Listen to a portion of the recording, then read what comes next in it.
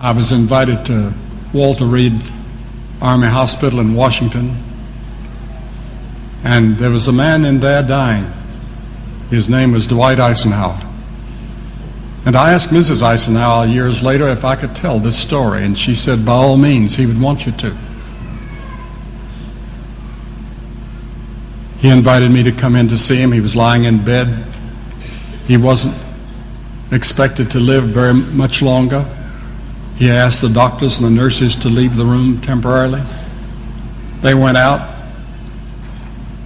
and he reached up and grabbed my hand, and he said, Billy, he said, you've explained it to me before, but he said, I want to be sure that I know Christ. I want to be sure that I'm going to heaven.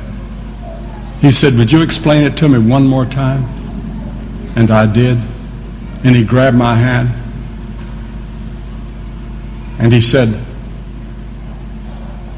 I'm sure. And I walked out, and I was on my way over here to Vietnam. And he smiled, and he said, give those old doughboys, he called them doughboys, my greetings, and tell them there's an old soldier here praying for them. He couldn't get the men and the women that were out fighting off his heart and his mind. He was praying for them.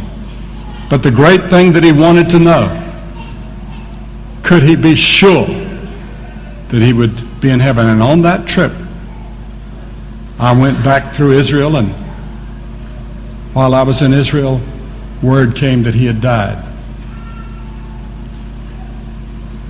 And he went to heaven. And I was asked to give the speech in Kansas a couple years ago on his 100th birthday.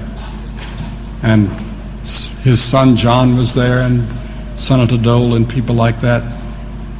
And I told that story because Mrs. Eisenhower told me to please do it. And I remember that a man came up to me afterward, and he said, I'm not sure. I want you to tell me how to be sure. And I explained to him how he could come, Jesus said, become like a little child and be converted.